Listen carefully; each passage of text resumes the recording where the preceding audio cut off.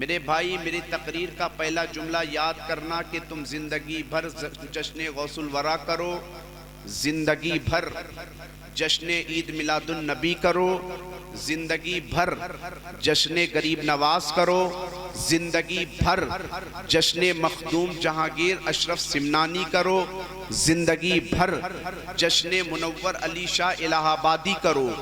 किसी का भी जिक्र करो और जिक्र करने के बाद तुम्हारी जिंदगियां उनकी तालीमात से खाली है तो ये महफिल तुम्हारे लिए कोई फायदा मंद नहीं है।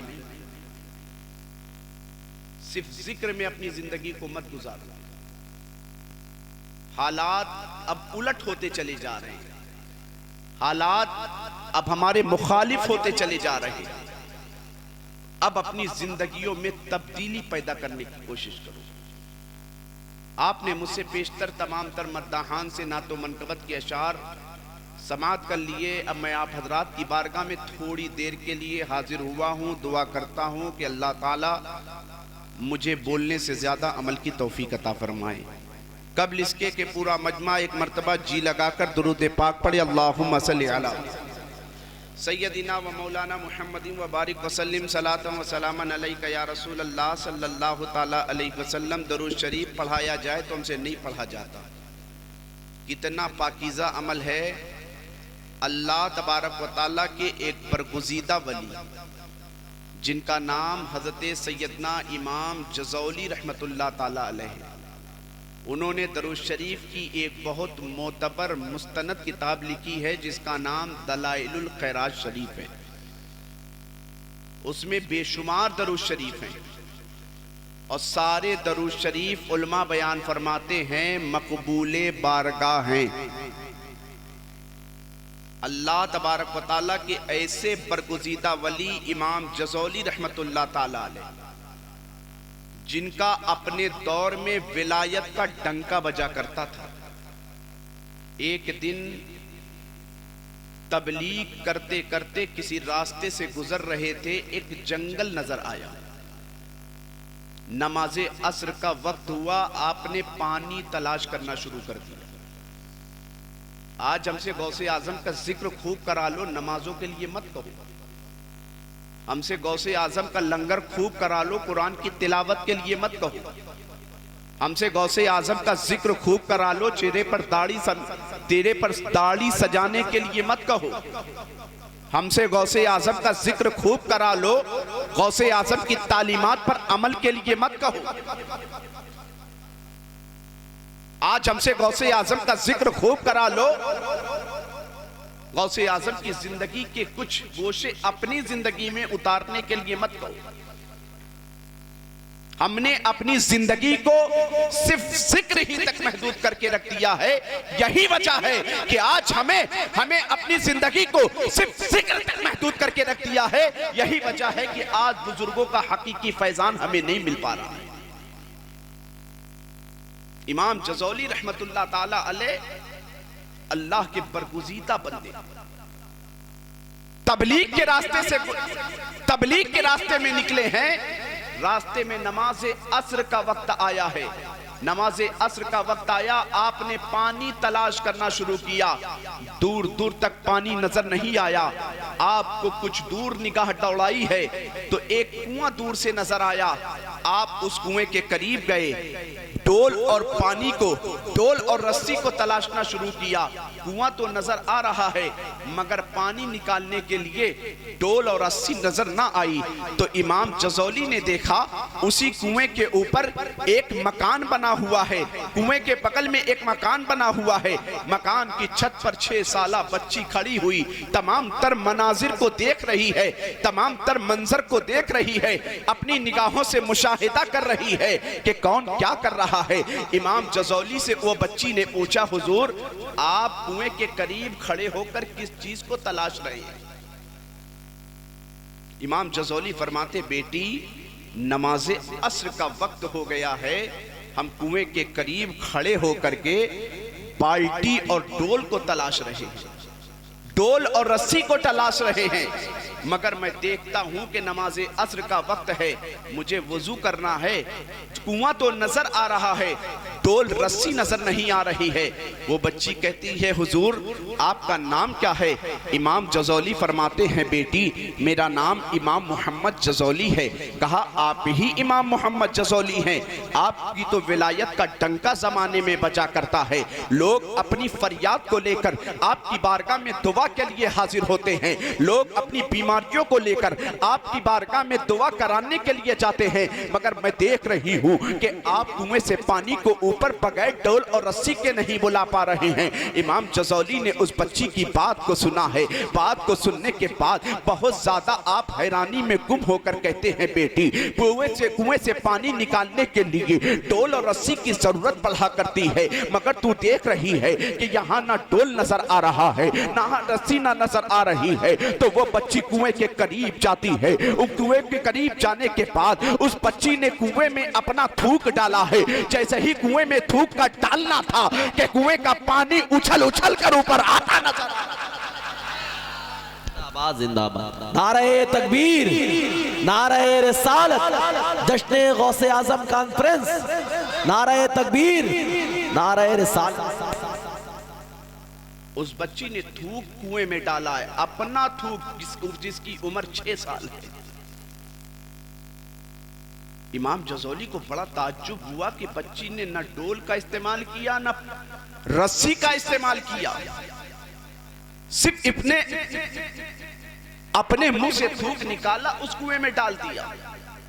इमाम जज़ौली उस बच्ची से पूछते हैं ए बच्ची ये बता तेरे अंदर कौन सा कमाल है कि तूने थूक को कुएं में डाला है तो कुएं का पानी उछल उछल कर ऊपर आता नजर आ रहा है। तो वो बच्ची कहती है हुजूर कमाल मेरी जबान में किसी और वजह से पैदा नहीं हुआ है। ये बात अलग है कि मैं 6 साल की हूँ, मेरे माँ बाप ने बचपन से मुझे नमाज की तालीम की है। ये बात अलग है कि मैं 6 साल की हूँ, मेरे माँ बाप ने मुझे कुरान की तालीम का दर्स दिया है। ये बात अलग है कि मैं 6 साल की हूँ, मेरे माँ बाप ने बचपन से जो हो सका उन्होंने मुस्तफा की शरीयत सिखाई है, मगर आज मेरी जबान में ये असर ऐसे पैदा हुआ है कि मेरे माँ बाप की तरबियत के नतीजे में मैं रोजाना मुस्तफा जाने रहमत पर शाम मोहब्बत से दरूद पढ़ा करती हूँ। ये दरूद की बरकत है कि अल्लाह ने मेरी जबान में असर, ये दरूद की बरकत है कि अल्लाह तबारक व तआला ने मेरी जबान में ये असर पैदा कर दिया। वो बच्ची 6 साल की है। आखिर दरूद शरीफ जैसा पाकीज़ा अमल आज हम लाख दुनिया में मोहब्बत का दावा करें मुस्तफा जान रहमत सल्लल्लाहु तआला अलैहि वसल्लम से, मगर दरूद शरीफ को भूल बैठी। नबी से मोहब्बत का दावा, मगर उम्मती से ये नहीं हो सक रहा है कि रोजाना सुबह शाम मुस्तफा जाने रहमत की बारगाह में अकीदत और मोहब्बत के साथ दरूद का नजराना पेश करके हम भी मुस्तफा जाने रहमत के बरकतों के फैजान से माला माल हो जाए। हमारे पास इतना वक्त कहां कि हम दरूद शरीफ पढ़ें, हमारे पास इतना वक्त कहां कि हम कुरान की तिलावत करें, हमारे पास इतना वक्त कहां कि हम शरीयत का इल्म हासिल करें। जिस गौसे आजम का जिक्र कर रहे हो उनकी जिंदगी का 91 साल जिंदगी आप उठाकर देखो, उलमा से पूछो तो पता चलेगा कि मादरजाद वली हैं, माँ के शिकम से हाफिज़े कुरान बनकर 18 पारे के पैदा हो रहे हैं, मगर जब उम्र के उस दहलीज पर पहुंचे हैं अम्मी जान से कहा है अम्मी जान जीलान में हम पैदा हुए, नाजरा की तालीम मैंने हासिल कर लिया, हाफिज़े कुरान बन गया हूँ, मगर अब मैं इल्म दीन हासिल करने के लिए बगदाद शरीफ जाना चाहता हूँ। आओ गौसे आजम की जिंदगी को देखो कि गौसे आजम बड़े पीर हैं, कैसी जिंदगी गुजार रहे हैं, बड़े पीर हैं, नमाजों की पाबंदी कैसी कर रहे हैं, बड़े पीर हैं, कुरान की तिलावत कैसी करते नजर आ रहे हैं, बड़े पीर हैं, अल्लाह का खौफ उनके दिलों में कैसा पैदा हो रहा है, बड़े पीर हैं, शरीयत मुस्तफा के मुताबिक जिंदगी कैसे गुजार रहे हैं। अभी उमर शरीफ की कमसिनी की उमर शरीफ शरीफ है, 9-10 साल 11 साल की उम्र शरीफ है, हाफिज कुरान बन गए हैं। सरकार गौसे आजम अम्मी जान से कहते हैं, अम्मी जान हमें बगदाद शरीफ इल्म दीन हासिल करने के लिए जाना है। अम्मी जान ने जैसे ही इतना सुना है, कहा अब्दुल कादिर तू बगदाद जाना चाहता है, तुझे ये नहीं मालूम कि तेरे वालिद हज़रत सैयदना अबू सालेह मूसा जंगी दोस्त का इंतकाल हो चुका है। ऐ मेरे बेटे, तुझे ये नहीं मालूम कि तेरे बाप दागे मफारकत दे गए हैं, तेरे सर पर यतीमी का दाग लग चुका है, तुझे ये नहीं मालूम कि तू बेसहारा हो चुका है, मगर ए अब्दुल कादिर तू बगदाद जाना चाहता है। सरकार गौसे आजम फरमाते हैं, हाँ हाँ अम्मी जान, हम बगदाद शरीफ जाना चाहते हैं। वालिदा ने कहा अब्दुल कादिर तुझे ये नहीं मालूम कि तू ही मेरी जिंदगी का आखिरी सहारा है, तुझे ये नहीं मालूम कि तू ही मेरी जिंदगी का आखिरी सहारा है। तेरे बाप तो मुझे छोड़कर जा चुके हैं इस दुनिया से। मेरे बेटे तुझे नहीं मालूम, मुझे ये भी मालूम है कि अगर तू आज दुनिया में मुझसे जुदा हो गया, अगर हमारी तेरी जुदाई हो गई तो दुनिया में हमारी और तुम्हारी कोई मुलाकात नहीं होगी, इसलिए कि हमारी तुम्हारी मुलाकात नहीं होगी जब तक तुम इल्म दीन हासिल कर। तेरे बाप ने तेरे हिस्से में 40 दीनार छोड़ रखा है, 80 दीनार छोड़ रखा है, 40 तेरे हिस्से में आया है, मैं तेरी बगल की गुदड़ी में सी देती हूँ। सरकारे गौसे आजम ने कहा अम्मी जैसी आपकी मर्जी। सरकारे गौसे आजम से जुदा होते वक्त अम्मी जान ने कहा था, बेटा अब्दुल कादिर जा तो रहा है, क्या तू मेरी अपनी वालिदा की एक वसीयत को याद रखेगा? गौसे आजम फरमाते हैं, हाँ हाँ अम्मी जान, एक वसीयत क्या, आपकी हर वसीयत को मैं याद रखूंगा, आपकी एक एक वसीयत पर वक्तन फवक्तन मैं अमल करता नजर आऊंगा। गौसे आजम की वालिदा ने कहा है, बेटा अब्दुल कादिर जिंदगी में कैसा भी मरहला आ जाए, जिंदगी में कैसी भी मुसीबत आ जाए, जिंदगी में कैसी भी परेशानी आ जाए, जिंदगी में कैसी भी आफत का वक्त आ जाए, तेरी जबान पर झूठ नहीं आना चाहिए। बेटा जा तो रहा है, हर दर्द सह लूं, मगर नाना की शरीयत का इल्म तू हासिल करने जा रहा है, तुझे रोक नहीं सकती। जा तो रहा है मगर अपनी वालिदा की एक वसीयत को याद रखना। जा तो रहा है मगर अपनी वालिदा से किए हुए एक अहद को याद रखना। का अम्मी वो अहद कौन सा है, वो वादा कौन सा है, वो नसीहत कौन सी है, वो वसीयत कौन सी है? का बेटा जिंदगी में कैसा भी मरहला आ जाए, तेरी जबान पर झूठ नहीं आना चाहिए। गौसे आजम का काफिला चला जीलान से हमदान की जानिब पहुंचा है। डाकुओं ने सरकार गौसे आजम के सारे काफिले को लूट लिया। वाकया आपने 12 सुना हो। इस रात के हिस्से में यह वाकया सुना करके बताना यह मकसद है कि हमने सिर्फ अपनी जिंदगी को सिर्फ जिक्र तक ही महदूद करके रखा है कि जिक्र से निकल करके हम तालीमात पर कब अमल करेंगे, जिक्र से निकल करके हम बुजुर्गों की रिवायात पर अमल कब करेंगे, जिक्र से निकल करके उनके बताए हुए रास्ते पर हम कब चलेंगे, जिक्र से निकल करके उनकी बताई हुई तालीमात पर हमारा अमल कैसे कब होगा। सरकार गौसे आजम का वो मुकद्दस काफिला हमदान की जानिब पहुंचा है। डाकुओं ने सारे काफिले को लूट लिया। एक डाकू गौसे आजम की बारगाह में आता है, बेटा तेरे पास भी कुछ है? गौसे आजम ने कहा हाँ हाँ मेरे पास 40 अशरफी है। दूसरा डाकू आता है, सोचा ये तो बच्चा है, उसने गौसे आजम की बारगाह में यही कहा है कि बेटा तेरे पास भी कुछ है? गौसे आजम फरमाते हैं हाँ हाँ मेरे पास 40 अशरफी है। जब तमाम तर डाकुओं ने सारे माल को लूट लिया है, लूटने के बाद अभी माल तकसीम करने वाले थे कि एक एक डाकू अपने सरदार की बारगाह में कहने लगे, ए मेरे सरदार, इस काफिले में एक बच्चा भी है जिसकी उम्र तो अभी कमसिनी की मालूम हो रही है, जिसकी उम्र तो अभी बहुत कम मालूम हो रही है, मगर मैं उसके पास गया था, उसने पूछा कि तेरे पास कुछ है? तो उसने यही कहा मेरे पास 40 अशफी है। उसने यही कहा मेरे पास 40 अशफी है। दूसरे ने सुना, दूसरे ने भी यही कहा, उसने मुझसे भी यही कहा है।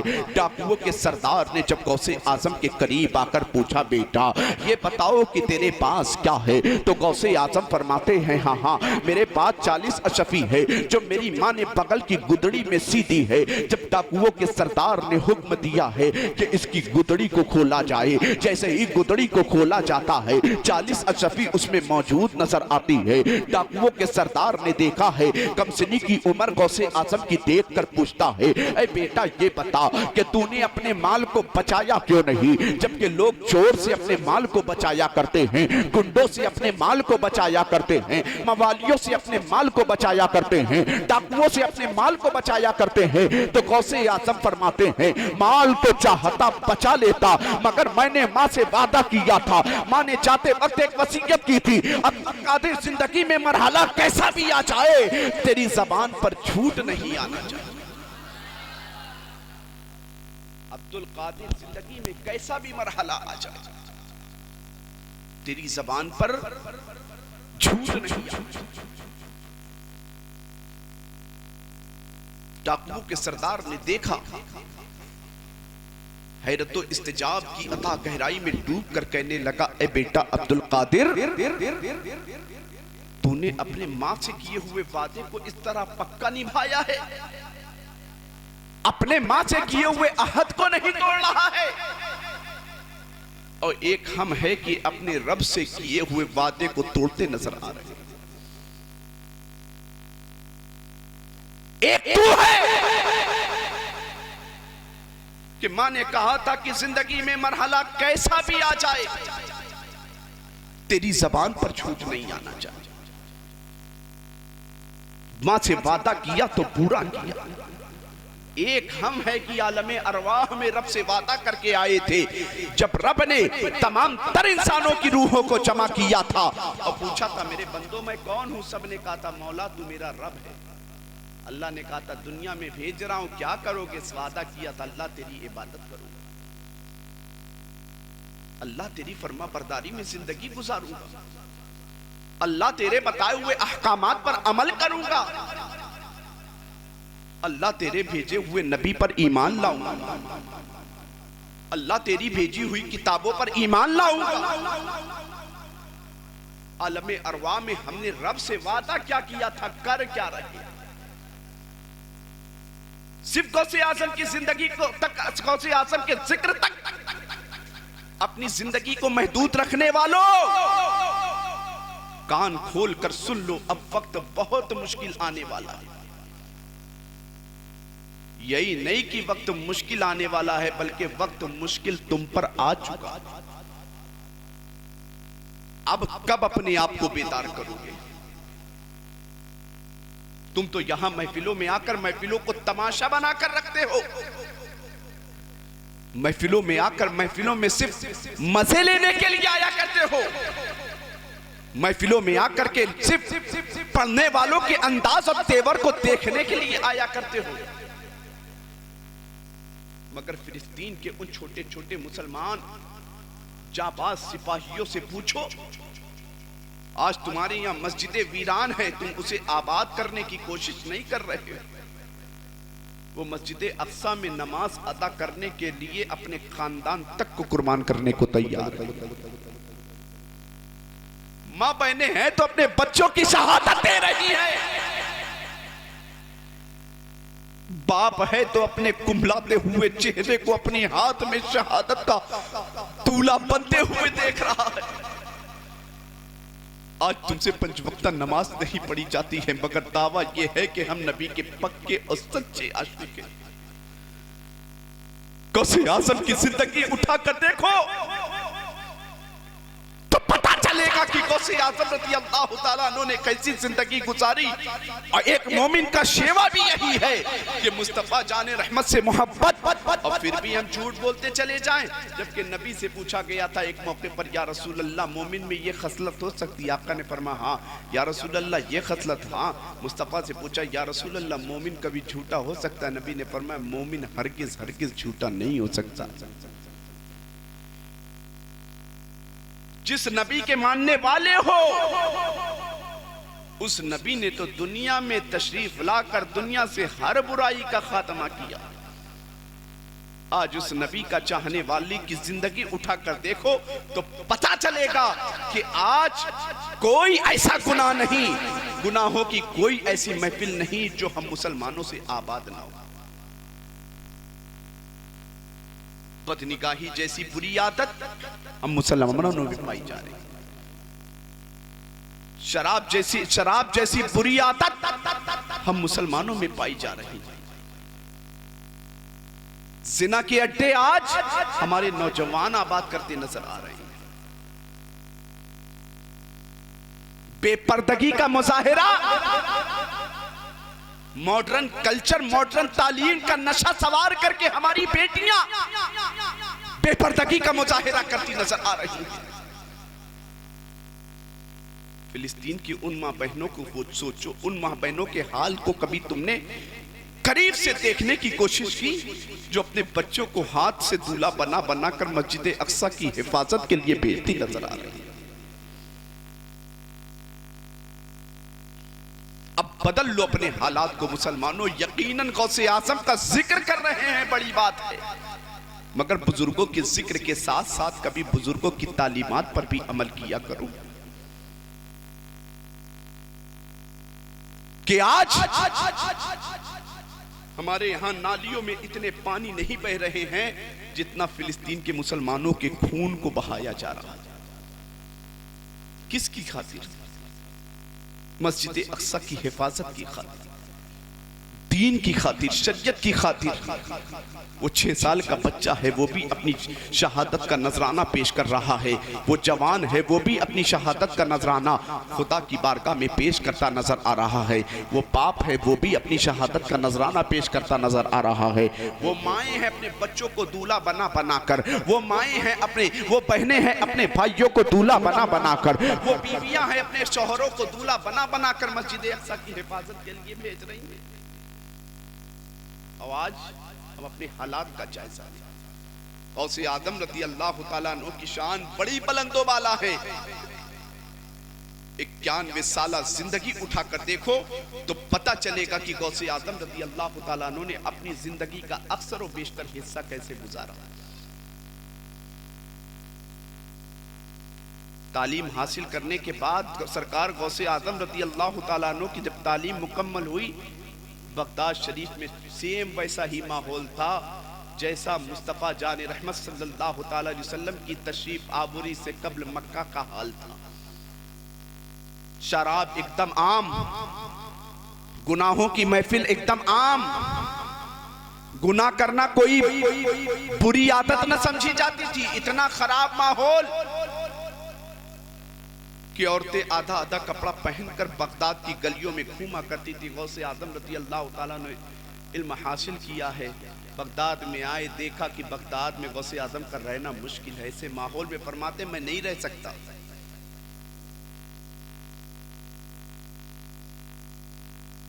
गौसे आदम फरमाते कि मैंने इरादा कर लिया कि अब बगदाद में नहीं रहूंगा। तो अल्लाह का हुक्म आया है, अल्लाह की तरफ से मुझे बताया गया, अब्दुल कादिर मैंने तुम्हें इसीलिए पैदा किया है कि बगदाद के खुराफात के माहौल को तुम अपने कदम की बरकत से दूर करते नजर आओ। उनकी 91 साल जिंदगी उठाकर पढ़ो। मादरजाद वली हैं और फरमाते हैं कि 40 साल तक इशा के वजू से फजर की नमाज अदा की है।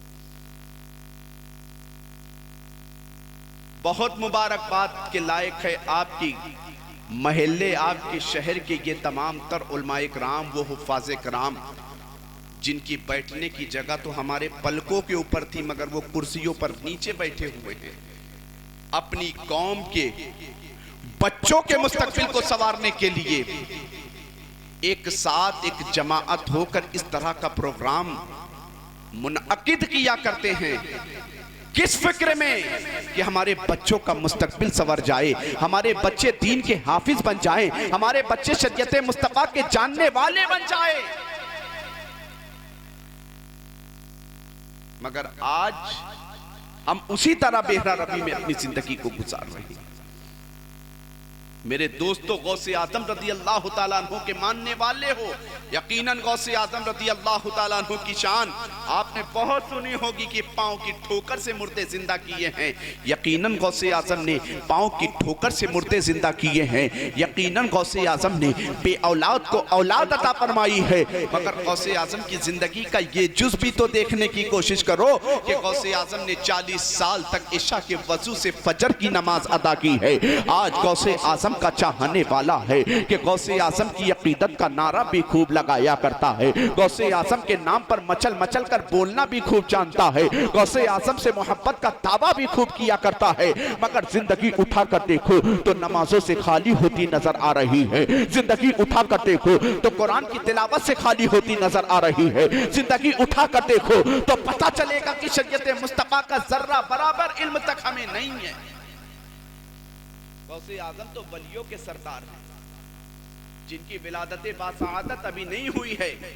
आपकी विलादत बासआदत की रात आपके वालिद माजिद हजरत सैयदना अबू सालेह मूसा जंगी दोस्त के ख्वाब में मदीने वाले आका तशरीफ लाते हैं।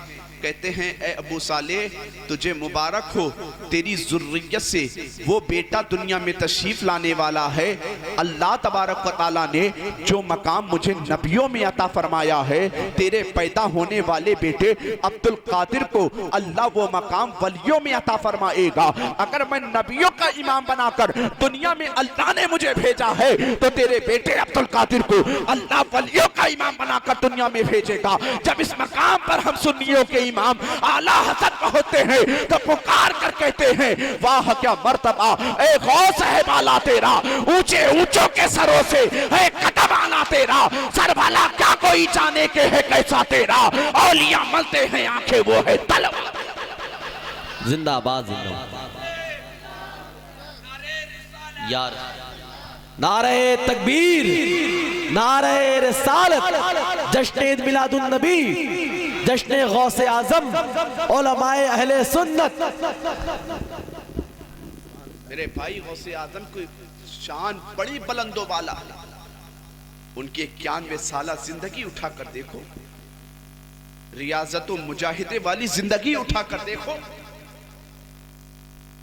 आज तुम पेट भर कर भी मस्जिदों की तरफ नहीं जा पा रहे हो। गौसे आजम की जिंदगी आप उठा कर देखो। फरमाते हैं कि जब मेरी वालिदा ने मुझे अपने से दूर किया, 40 अशफी 40 दीनार था, जब तक चला चल गया। एक वक्त मुझ पर ऐसा भी आया कि 20-20 दिन तक मुझे खाने पीने को नहीं मिलता था। 20-20 दिन तक मैं फाकों से रहा करता था, फिर भी अल्लाह का शुक्र अदा किया करता था। फरमाते जिंदगी में कुछ अक्सर व बेशतर हिस्से तो ऐसे भी आए कि जंगलों में जाकर पेट भरने की खातिर में पत्ते खाकर जिंदगी गुजारता, फिर भी अल्लाह की इबादत से गाफिल नहीं हुए। आज हम पेट भर कर भी अल्लाह की इबादत से गाफिल हो चुके। अल्लाह की नेमतों का शुक्र अदा करने के बजाय आज अल्लाह तबारक व तआला की नेमत की हम नाशुक्री कर रहे हैं। अल्लाह ने तुम्हें मालो दौलत से नवाजा है, अल्लाह ने तुम्हें इज्जत व शोहरत से नवाजा है। अल्लाह तबारक व तआला का शुक्र अदा करो मुसलमानों, अल्लाह को राजी करने की कोशिश करो। खुदा की कसम हालात दिन ब दिन तुम्हारे मुखालिफ होते नजर आ रहे हैं कि गौसे आजम का जिक्र कर रहे हो, बड़ी बात है। आज गौसे आजम की करामतों का मैं जिक्र नहीं करूंगा, आज गौसे आजम की विलायत की शान में बयान नहीं करूंगा। गौसे आजम की जिंदगी का वो जुज तुम्हारे सामने रखने की कोशिश करूंगा कि 40 साल इशा के वजू से फजर की नमाज मेरे गौसे आजम अदा फरमाए। अब हमसे 5 वक्त की नमाजें न पढ़ी जाए, 15 साल एक पांव पर खड़े होकर कुरान मुकद्दस की तिलावत गौसे आजम करते नजर आए, मगर हमसे साल भर कुरान खोलने तक की हमें तौफीक तक न हो। 15 साल एक पांव पर खड़े होकर कुरान की तिलावत गौसे आजम ने की। बड़े पीर हैं, रोशन जमीर हैं, महबूबे सुबहानी हैं, कुतबे लासानी हैं, अल किंदीले नूरानी हैं, मगर नमाजों की पाबंदी ऐसी कि आप फरमाते हैं कि 40 साल तक इशा के वजू से फजर की नमाज हम अदा करते रहे। मगर हम और आप अपनी ज़िंदगी उठाकर देखें, हम और आप जुमा ही पढ़कर इतने मगन हो जाते हैं कि जैसे हफ्ते भर की इबादत का कर्ज जो हमारे ऊपर, हफ्ते भर की इबादत की जो जिम्मेदारी हमारे ऊपर थी वो हमारे सर से अलग हो चुकी। बड़े पीर के मानने वाले हो, कब अपने आप को बेदार करोगे यार? अब इससे ज्यादा तुम्हारे ऊपर मुसीबत का वक्त आने वाला है कि गौसे आदम रज़ी अल्लाह ताला अन्हु की 91 साल जिंदगी उठाकर पढ़ो, पता चला एक दिन आप मजमे को वाजो नसीहत कर रहे व मौलाना मुहम्मद व बारिक वसल्लम सलातु व सलाम अलैका या रसूल अल्लाह सल्लल्लाहु अलैहि वसल्लम। एक दिन मजमे को आप वाजो नसीहत कर रहे, किसी आने वाले ने, बताने वाले ने बताया, या शेख आपके बेटे का इंतकाल हो गया। आपने फरमाया इन्ना लिल्लाहि व इन्ना इलैहि राजिऊन। खिताब को फिर चालू कर दिया। पूछने वाले ने बाद में पूछा, हुजूर आपके बेटे का इंतकाल हो गया है, जब बेटे का इंतकाल होता है तो बाप पर कैसी परेशानी का वक्त आया करता है, बड़ी मुसीबत का वक्त आया करता है, बड़ी दुश्वारी का वक्त हुआ करता है। मगर आप पर ऐसा वक्त आया कि आपने सिर्फ इन्ना लिल्लाहि व इन्ना इलैहि राजिऊन पढ़ा, फिर मजमे को खिताब करना शुरू कर दिया। तो गौसे आजम फरमाते हैं कि आज तो मेरे बच्चे की मौत की खबर मिली है। जब मेरे यहाँ बच्चा पैदा हुआ है तो मैंने उसी दिन विलादत ही के मौके पर ये जान लिया था कि ये बच्चा दुनिया में मरने ही के लिए आया। मेरे दोस्तों, गौसे आजम रज़ी अल्लाह ताला अन्हु की शान बड़ी बुलंदो बाला है, मगर हम अपने आप को बुलंदो बाला कब करेंगे? गौसे आजम नमाजों के कैसे पाबंद हैं, हम अपने आप को नमाज का पाबंद कब करते नजर आएंगे? गौसे आजम बड़े पीर हो करके इल्म दीन हासिल करने के लिए बगदाद की तरफ जा रहे हैं। हम इल्म दीन हासिल करने के लिए अपने बच्चों के कदम को कब आगे बढ़ाएंगे? कहने को तो मेरे यार, कहने को तो मेरे दोस्त तुम ये कह दिया करते हो कि नब गौसे आजम के चाहने वाले हैं, गौसे आजम के मानने वाले हैं, मगर जिंदगी उठा कर देखो तो पता चलेगा कि जिस नबी ने अपनी उम्मत के लिए इतनी तकलीफें झेली है, जिस गौसे आजम ने अपने चाहने वाले को जिंदगी जीने का सलीका सिखाया है, उस गौसे आजम के चाहने वालों की जिंदगी उठाकर देखो तो पता चलता है कि आज गौसे आजम से मोहब्बत का दावा भी कर रहे हैं, मगर हमें सही ढंग से नमाज पढ़ना नहीं आता है। नबी से मोहब्बत का दावा कर रहे हैं, कुरान की तिलावत जिंदगी का 40 और 50 साल का अरसा गुजर गया, कुरान पढ़ना नहीं आता है। कहने को सिर्फ हमने अपने आप को मुसलमान, रस्मी मुसलमान बना रखा है। मुसलमानों अब कैसे वक्त का इंतजार कर रहे हो? अब अपने हालात को बदल लो, अपने बुजुर्गों की रविश पर अमल करने की कोशिश करो। दुनिया की रंगीनियों में इस तरह मत मुनहमिक हो जाओ कि दुनिया की रंगीनियों में इस तरह मत गुम हो जाओ कि तुम आखिरत की खबर से, आखिरत की फिक्र से बेखबर हो जाओ, बल्कि आखिरत को भी कभी कभी अपनी निगाहों, कभी कभी नहीं अक्सर व बेशतर आखिरत की फिक्र को भी अपनी निगाहों के सामने रखा करो। कभी कभी पुलसिरात की नाजुकी को भी अपनी निगाहों के सामने रखा करो। कभी कभी मैदान महशर की तपिश को भी अपनी निगाहों के सामने रखा करो। कभी कभी पुलसिरात की नाजुकी को भी अपनी निगाहों के सामने रखा करो। आपने बहुत सारे बुजुर्गों का जिक्र किया और सुना, मगर आओ तुम्हें मैं एक ऐसे बुजुर्ग का वाकया सुनाता हूँ जिनका नाम हजरत सैयदना इमाम हसन बसरी रहमतुल्लाह ताला अलैहि, अल्लाह तबारक व तआला के बहुत बरगुज़ीदा वली हैं। एक दिन अपने दरवाजे पर बैठे हुए थे, देखा आप अपने दरवाजे पर बैठे हुए हैं, दरवाजे के सामने से एक जनाजा गुजर रहा है। आपने मुसलमान का जनाजा समझा है, समझने के बाद अदब के साथ खड़े होते हैं। खड़े होने के बाद जब जनाजा आगे जाता है तो आपने देखा कि एक 6 साल या 8 साल बच्ची उस जनाजे के पीछे जा रही है और रोते रोते यही कह रही है कि ए मेरे वालिद मोहतरम, आज से पहले मुझ पर ऐसी मुसीबत का वक्त नहीं आया जैसी मुसीबत का वक्त आज मुझ पर आया है। इमाम हसन बसरी रहमतुल्लाह ताला अलैह पढ़कर उस बच्ची के करीब गए हैं, जनाजे को कांधा दिया है, कब्र को मुर्दे को मैयत को कब्र में उतारा है। उतारने के बाद उस बच्ची को करीब बुलाया है और कहा कि बच्ची तू क्या कह रही थी। उस बच्ची ने कहा कि ए मेरे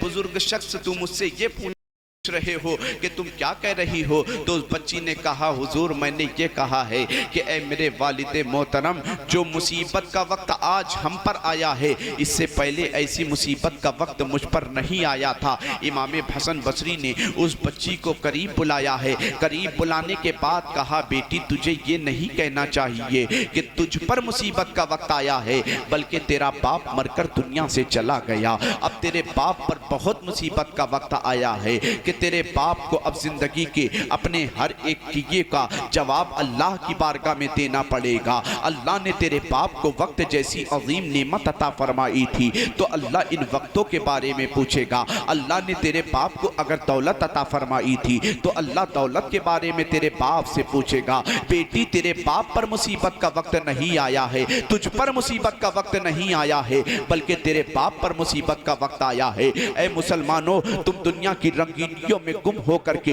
ये क्यों भूल जाते हो कि एक दिन तुम्हें अल्लाह की बारगाह में पेश होना है, अपने एक एक किए का जवाब देना है, अपने एक एक किए का जवाब देना है। अगर अल्लाह ने तुम्हें वक्त दिया है, इन वक्तों के बारे में अल्लाह तुमसे कयामत के दिन सवाल करेगा। ऐ मेरे बंदो ये बताओ कि मैंने तुम्हें ये वक्त अता फरमाया था, इतना वक्त मैंने तुम्हें दिया था, इन वक्तों को तुमने किन कामों में खर्च किया है। अगर तुमने जिंदगी में नमाज पढ़ी होगी तभी तो अल्लाह की बारगाह में कह सकोगे अल्लाह मैंने अपने वक्त को नमाज की पाबंदी में खर्च किया था। अल्लाह मैंने कुरान की तिलावत में अपने वक्त को खर्च किया था। अल्लाह मैंने अपने वक्त को शरीयत मुस्तफा की पासदारी में खर्च किया था, शरीयत मुस्तफा का इल्म सीखने में खर्च किया था। अगर तुमने अपने वक्त को कहीं सिनेमा घरों में गुजारा होगा तो रब की बारगाह में इसका भी जवाब देना होगा। अगर तुमने अपने वक्त को खुराफात के अड्डे पर खर्च किया होगा तो तुम्हें अल्लाह की बारगाह में इसका भी जवाब देना पड़ेगा। इमाम हसन बसरी रहमतुल्लाह ताला अलैह ने वो वसीयत, वो नसीहत, वो जुमला सिर्फ उस बच्ची के लिए नहीं कहा था कि बेटी मुसीबत का वक्त तुझ पर नहीं आया है। ये बात सही है कि एक बाप का अगर इंतकाल हो जाता है, बच्चा हो या बच्ची बेसहारा हो जाते हैं, ये बात सही है। अगर नाबालिग बच्चे हैं तो वो यतीमी का दाग उनके चेहरे पर, उनकी पेशानी पर लग जाता है, उनकी जिंदगी पर यतीमी का दाग लग जाता है। ये बात सही है, मगर बच्ची हकीकी मानों में मुसीबत का वक्त तुम पर नहीं बल्कि तुम्हारे बाप पर आया है। अब तेरे बाप से पूछा जाएगा कि वक्त किन कामों में खर्च किया। अब तेरे बाप से पूछा जाएगा कि दौलत को किन कामों में खर्च किया। अब तेरे बाप से पूछा जाएगा कि नमाजों की पाबंदी की थी कि नहीं की थी। अब तेरे बाप से पूछा जाएगा कि जिंदगी में झूठ कितना बोला था। अब तेरे बाप से पूछा जाएगा कि बदनिगाही कितनी की थी। अब तेरे बाप से पूछा जाएगा कि मुसलमान की चुगली कितनी खाई थी। अब तेरे बाप से पूछा जाएगा कि गाली जबान से कितनी बोली थी। अब तेरे बाप से पूछा जाएगा कि हराम हलाल में तमीज की थी कि नहीं की थी। ये बात सिर्फ उस बच्ची के बाप से नहीं कि एक दिन ये वक्त हम पर भी आना है, कि वो वक्त हम पर आएगा तो अल्लाह तबारक व तआला हमसे भी ये बातें पूछेगा कि ऐ मेरे बंदे ये बता कि मैंने तुम्हें इन नेमतों से नवाजा था, बता इन नेमतों का इस्तेमाल तूने सही ढंग से किया या गलत ढंग से किया। मेरे भाई गौसे आजम के जिक्र ही कर लेने से तुम सोचो कि यकीनन गौसे आजम के जिक्र का फैजान हमें मिलता हुआ उस वक्त नजर आएगा कि जब हम गौसे आजम का जिक्र करें और नमाजों की पाबंदी करते नजर आए। गौसे आजम का जिक्र करें, कुरान की तिलावत करते हुए नजर आए। गौसे आजम के बचपने का आलम है कमसनी की उम्र है, अभी पहले दिन मदरसे में कदम रखा है। उस्ताद ने कहा अब्दुल कादिर पढ़ो, अऊज़ु बिल्लाहि मिनश शैतानिर रजीम, बिस्मिल्लाहिर्रहमानिर्रहीम। गौसे आज़म ने पढ़ना शुरू किया है। एक पारा मुकम्मल, 2 पारा, 3 पारा, 18 पारा पढ़कर खामोश हो गए। उस्ताद ने पूछा अब्दुल कादिर आगे क्यों नहीं पढ़ते? कहा हुजूर मुझे इतना ही याद है। कहा अब्दुल कादिर बच्चा मदरसे में पहले दिन कदम रखता है तो उसे कायदा पढ़ाया जाता है। बच्चा मदरसे में पहले कदम रखा करता है, उसे कायदा पढ़ाया जाता है, मगर तूने तो आज पहली ही नशिस्त में 18 पारे कैसे पढ़ दिए हैं? तो गौसे आज़म फरमाते हैं हुजूर जिस वक्त मैं अपनी वालदा के शिकम में था, मेरी वालदा 18 पारे की हाफिजा थी। वो रोज़ाना 18 पारे कुरान की तिलावत किया करती थी। जब जब वो कुरान पढ़ा करती थी मैं कान लगा कर सुना करता था। मैंने अपनी वालदा की कुरान की तिलावत को सुनकर अपनी माँ के पेट में ही 18 पारे कुरान को हिफ्ज कर लिया। गौसे आदम तो वो हैं कि जो माँ के शिकम में 18 पारे याद कर ले। और आज हमारे बच्चे 10-10, 20-20, 25-25 साल हो कर भी उन्हें कुरान पढ़ना नहीं आता। इसी मजमे में कितने ऐसे लोग होंगे जिन्हें कुरान पढ़ना नहीं आता है। इसी मजमे में कितने ऐसे लोग होंगे जिन्हें नमाज पढ़ने का सही तरीका नहीं आता, मगर कहने को गौसे आजम के सच्चे दीवाने हैं, कहने को मौला अली के सच्चे मलंग हैं, कहने को नबी के सच्चे शैदाई हैं। ये कैसी अकीदत है यार भाइयों तुम्हारी। महफिलों में आओ, यकीनन खुशनसीबी है तुम्हारे लिए। गौसे आजम ने तुम्हारा इंतखाब किया है कि तुम इस महफिल में हाज़री की सादत हासिल कर रहे हो, मगर मेरे भाई इस बात को याद रखना, इस बात को याद रखना कि गौसे आजम ने तुम पर करम फरमाया है, यकीनन बहुत करम फरमाया है। जिसे गौसे आजम याद किया करते हैं वही महफिल गौस में आया करता है। यकीनन गौसे आजम को अपने अमल के जरिए खुश करने की भी तो कोशिश करो कि या गौस आपने मुझ पर करम फरमाया है, हम आपकी महफिल में आए हैं, तो आज इस महफिल में बैठकर हम इरादा करते हैं और ये नियत करते हैं कि आपने मुझे याद किया है। हम आपकी रूह को तक़वियत पहुंचाने के लिए अब तक हम अगर नमाज के पाबंद ना थे तो आज से हम नमाज की पाबंदी करने की कोशिश करें इंशाअल्लाह। तो कह दो आज से पहले अगर हमें कुरान की तिलावत से दूर थे तो हम कुरान की तिलावत करते हुए नजर आएंगे, वरना मेरे भाई कसम खुदा की आप जिंदगी भर महफिलें करते रहो, अपनी जिंदगी में तब्दीली नहीं आई तो ये महफिलें करना सिर्फ एक रस्म ही है, रस्म। हाँ, खूब बशारतें लेकर जाओ कि ये करो तो सुभान अल्लाह को, ये करो तो तुम्हें जन्नत मिल जाएगी, वो करो तो तुम्हें जन्नत मिल जाएगी। जन्नत सिर्फ तुम्हें बदआमाली में अपनी जिंदगी गुजारने से नहीं मिलने वाली। जन्नत तुम्हें तभी मिलेगी जब तुम मुस्तफा की शरीयत के पाबंद तो हो जाओ। बड़े पीर का जिक्र कर रहे हो, रोशन जमीर का जिक्र कर रहे हो।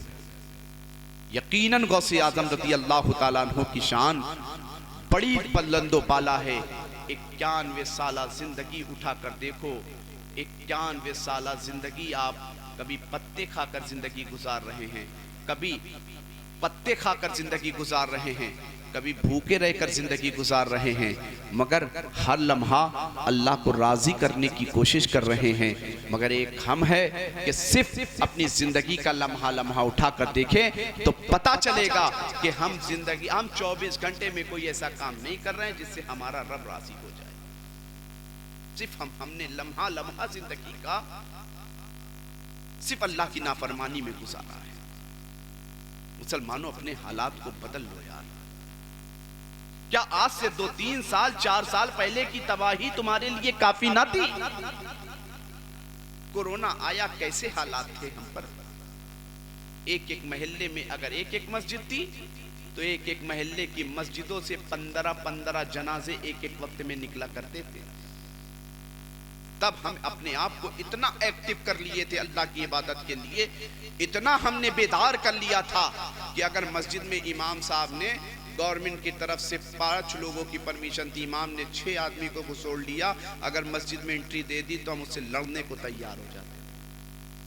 आपने ये कैसे किया कि 5 की जगह 6 ले लिया? क्या ये आदमी आपको ज्यादा नजराना दिया करता था? ये हाल था। उस वक्त हम कितना डर गए थे, इतना डर गए थे, इतना डर गए थे। एक एक यार हमने बुजुर्गों से, अपने उलमा से कयामत की बहुत सारी बातें सुनी। खुदा की कसम, अगर आंख खोल करके देखोगे तो हमारी जिंदगी में हमें कयामत की दुनिया में ही बहुत सारी मिसाल मिल जाएगी। हमने हदीस पाक में सुना कि कयामत का दिन होगा, नफ्सी नफ्सी का आलम होगा, बाप बेटे से, माँ बेटी से, शौहर बीवी से, बाप बेटे से, माँ बेटी से, शौहर बीवी से, भाई भाई से दूर भाग रहा होगा। यही कोरोना में आप उठाकर देखो तो कयामत की ये छोटी निशानी आपको दुनिया में ही नजर आ जाएगी। एक बाप को अगर कोरोना हो जा रहा है तो बेटा गवर्नमेंट को पैसा दे रहा है, कुछ भी हो जाए मेरे बाप की डेड बॉडी मेरे घर तक नहीं आनी चाहिए, वरना होगा क्या, इसका वायरस मेरे बेटों में आ जाएगा, वरना क्या होगा, इसका वायरस हमारे घर में आ जाएगा। ओ जालिम, जिंदगी भर जो बाप तुझे कमा कमा कर देता रहा, तेरे लिए जमीनें बनाता रहा, तेरे लिए जायदाद तैयार करता रहा, और तूने उस बाप के लिए उस बाप को क्या सिला दिया? ये दुनिया क्या सिला दे सकती है? खुदा की कसम, दुनिया ये फानी है, एक दिन मरकर सबको जाना है। कोई अपनी दौलत को लेकर कब्र में नहीं जाता है। खुदा की कसम, कब्र में अगर काम आने वाली कोई चीज है तो यही हमारी नमाजों की पाबंदी है, यही कुरान की तिलावत है, यही अल्लाह का खौफ है, यही हमारी माँ बहनों की पर्दे की पाबंदी है, यही शरीयत मुस्तफा की पाबंदी है। अगर तुमने अपनी जिंदगी में इसे उतार लिया तो तुम्हारी दुनिया भी संवरती नजर आएगी, आखिरत। वरना बड़े बड़े सिकंदर आए, बड़े बड़े दौलतमंद आए दुनिया में, क्या लेकर गए? कितने तो दुनिया में ऐसे आए जिन्होंने इतनी प्रॉपर्टी बनाई, इतनी संपत्तियां बनाई, इतनी फैक्ट्रियां बनाई, उन्हें अपने पैसे का कफन तक नसीब नहीं हुआ। ये दुनिया फानी है मेरे भाई, जिसके पीछे तुम इतना भाग रहे हो। अल्लाह की रजा जोई में अपनी जिंदगी को गुजार कर देखो, खुदा की कसम, अल्लाह की रजा में जिंदगी को गुजारने का मजा ही कुछ अलग है। गौसे आजम रज़ी अल्लाह तआला अन्हु का जिक्र कर रहे हो, ये हमने कयामत की निशानी आज से चंद साल पहले देखी थी। हम इतना इबादत के लिए मस्जिद में भाग रहे थे, यार अल्लाह को अब राजी करने की कोशिश कर लो। अल्लाह तबारक व तआला उस वक्त हमसे कितना नाराज था। हम मस्जिद में अल्लाह की इबादत करना चाहते थे मगर उसने दरवाजे बंद कर रखे थे। नहीं, अब तुझे मैं अपने घर में इबादत करने नहीं दूंगा। चाह कर भी हम अल्लाह की इबादत नहीं कर पा रहे थे। आज अल्लाह तबारक व तआला ने फिर तुम्हें दोबारा मोहलत दे रखी है, अब इबादत करो, अब तिलावत करो, उन छोटे छोटे बच्चों से दर्स हासिल करो। आज तुमसे कुर्बानी नहीं मांगी जा रही है, आज तुम्हें सिर्फ वक्त पर नमाज पढ़ने के लिए कहा जाए। आज तुमसे अपने बच्चों की कुर्बानी नहीं मांगी जा रही, आज तुम्हें कुरान की तिलावत की पाबंदी, कुरान की तालीम हासिल करने के लिए कहा जा रहा है।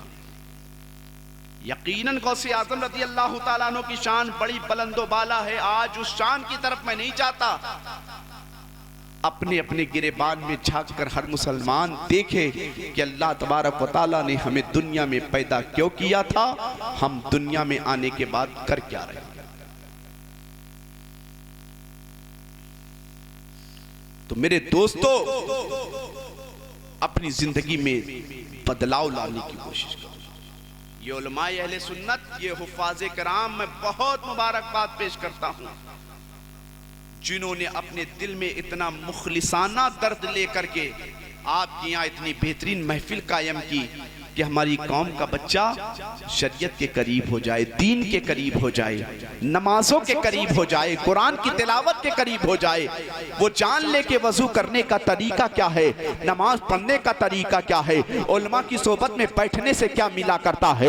वो ये जान ले कि हमारी बच्चियां पर्दे की पाबंदी क्यों जरूरी है। मगर बजाय इसके कि आज हमारे बच्चों को नमाज सीखना चाहिए, कुरान सीखना चाहिए, वजू सीखना चाहिए। अगर आज हमारे बच्चों से पूछा जाए वजू में कितने फराइज हैं, हमारे बच्चों को नहीं मालूम। इनसे पूछा जाए कुरान नमाज का तरीका क्या है, नहीं मालूम। हाँ, अगर यही पूछ लिया जाए इन बच्चों से कि फिल्म पठान का एक्टर कौन है, तो पूरी कुंडली उसकी बयान कर देगा। नमाज के बारे में पूछा जाए नहीं बता पाएगा। हमने अपने वक्त को जवान और पठान के लिए तो वक्त को खराब किया। खुदा की कसम मुसलमानों, अगर तुम्हें वक्त को, अगर अपने वक्त को कुर्बान करना था तो उनका जवान और पठान के लिए ना कुर्बान करते। अगर तुम्हें वक्त को अपने कुर्बान करना था तो मदीने वाले आका के लिए अपने वक्त को देखते, जो तुम्हारे लिए सुबह को भी आंसू बहा रहे हैं, रात को भी आंसू बहा रहे हैं। हमने वक्त को बर्बाद किया जवान और पठान के लिए, जो हमें जानते तक नहीं। उनके लिए कोई कुर्बानी नहीं, जो दिन को भी अपनी उम्मत के लिए आंसू बहा रहे हैं, रात को भी अपनी उम्मत के लिए आंसू बहा रहे हैं। अभी मुझसे बेशतर एक तकरीर में मौलाना साहब ने फरमाया था कि इन महफिलों का मकसद यही है कि यही है आरज़ू तालीम कुरान आम हो जाए, कि हर परचम से ऊंचा परचम इस्लाम हो जाए। दुनियावी तालीम तो हम खूब हासिल कर रहे हैं, दीनी तालीम के पीछे किसी की कोई तवज्जो नहीं। दीनी तालीम से आज बेजारी का यह नतीजा है कि आज हमारे बच्चे हमारा इस्लाम जैसा प्यारा मजहब छोड़ छोड़कर मुर्तद होते नजर आ रहे हैं। यही बच्चों को हमने बचपन से मुस्तफा का इश्क, अहले बैत का इश्क, खातूने जन्नत का इश्क सिखाया होता तो आज हमारे बच्चे और बच्चियां इस्लाम से बेजार होकर दूर न भागते। बड़े अफसोस के साथ कहना पड़ रहा है मुसलमानों कि इन चंद सालों का डाटा है, किसी मुल्क हिंदुस्तान में 5 लाख से ज्यादा मुस्लिम बच्चियां इस्लाम छोड़कर मुर्तद होती नजर आ रही। तुम्हें पड़ी है ना कि तुम्हारी घर की बेटियां महफूज हैं। ये आग दूसरे के घर तक पहुंची है तो तुम्हारे घर तक भी पहुंचने वाली है। इसलिए वक्त से पहले बेदार हो जाओ, अपने बच्चों की सख्त निगरानी रखो, बच्चों का हर शौक पूरा करो, मगर खुदा की कसम उनके हाथों में मल्टीमीडिया मोबाइल मत दो। आज हमारे घरों से इज्जतों का जनाजा निकालने वाला कोई दुश्मन नहीं है, यही मोबाइल है जिसने आज हमारे घरों से हमारी इज्जतों को के जनाजे को निकाल कर दिया। बच्चियों का हर शौक पूरा करो, अच्छे से अच्छे शौक पूरा करो, मगर उसमें फातिमा ज़हरा का किरदार भी तो सिखा दो। उन्हें फातिमा ज़हरा की जिंदगी का वो बाप भी तो बता दो कि मुस्तफा जान रहमत की प्यारी शहजादी अगर हुक्म फरमा देती तो अल्लाह की बारगाह में दुआ कर देती तो जन्नत से खाना आ जाता।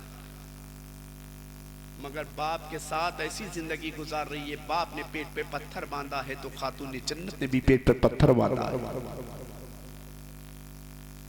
बाप ने मुसीबतें सही है तो बेटी भी दीन के लिए मुसीबत सह रही है, और उस अंदाज में भी अपने बच्चे की तरबियत ऐसी कर रही है कि बच्चा पैदा हो रहा है तो जमाने में शहीद आजम इमाम हुसैन की शक्ल बनकर। आज बच्चों की तरबियत पर बहुत सख्त जोर देने की जरूरत है। अपने बच्चों को दीन से करीब करो। ये मैं नहीं कहता कि इस्लामी अपने बच्चों को दीन से करीब करके दुनिया से दूर कर दो। यकीनन तालीम सब जरूरी है, मगर सारी तालीम के साथ जहां तुम्हारा बच्चा डॉक्टर बने तो उसे इस बात का भी इल्म होना चाहिए कि नमाज किस अंदाज में पढ़ी जाती है।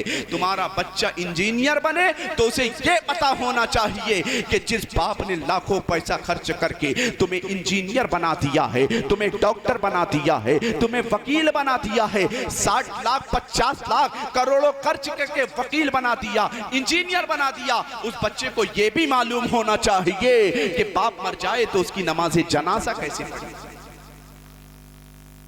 वरना ये डॉक्टर बेटा हमेशा बाप के जनाजे से दूर होता है। आप देखेंगे बाप मर चुका होता, वे विदेशों में पैसा कमा रहा होता, बाप के जनाजे में शामिल होने तक की तौफीक नहीं होती। कुछ तो अपनी आखिरत के लिए कुछ सामान पैदा कर लो यार। आगाह अपनी मौत से कोई बशर नहीं, सामान 100 बरस का है, पल की खबर नहीं। मौत आई पहलवा भी चल दिए, खूबसूरत नौजवान भी चल दिए। अपने आप को बेदार करो, मस्जिदों की सफों को भरने वाले बन जाओ। यकीनन आज इस महफिल में बैठे बैठे अगर आपने ये इरादा कर लिया, अल्लाह की कसम गौसे आजम का फैजान अभी से तुम्हें मिलना शुरू हो जाएगा। नबी से मोहब्बत है, मोहब्बत में कुछ कुर्बानी देकर दिखाओ। नबी से मोहब्बत है, दरूद शरीफ एक मर्तबा पढ़ाया जाए तो पढ़ने से तुम काफिर हो, कोताही इस तरह कर रहे हो। यार नबी से मोहब्बत है। नबी फरमाते जब मेरा उम्मती दुनिया के किसी भी होने से दुरूद मुझ पर पढ़ा करता है तो उसे देखकर मैं खुश हुआ करता हूं। कब तुमने अपने नबी के बारे में सोचा, जो नबी तुम्हारे लिए पल पल सोचता रहा, हर कदम पर तुम्हें याद करता रहा, हर जगह तुम्हें याद करता रहा। तुमने अपने नबी की कुर्बानियों को फरामोश करके रख दिया, अपने असलाफ की कुर्बानियों को फरामोश करके रख दिया। कुछ वक्त निकालो अल्लाह के लिए।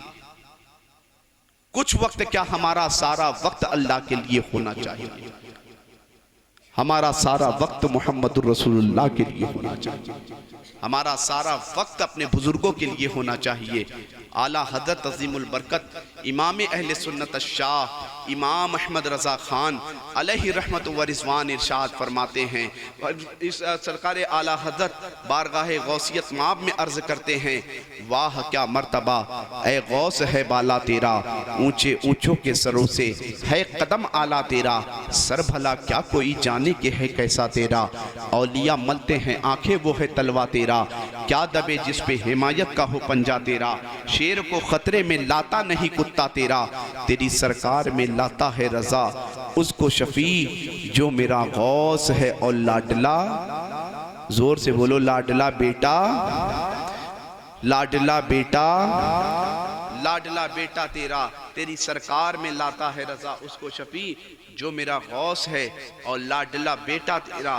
कौन गौसे आजम, जिसके बारे में उस्ताद ज़मन अल्लामा हसन रज़ा खां अलैहि रहमत व रिज़वान फरमाते हैं, असीरों के मुश्किल कुशा गौसे आज़म, फ़कीरों के हाजत रवा गौसे आज़म, फंसा है बलाओं में बंदा तुम्हारा, मदद के लिए आओ या गौसे आज़म।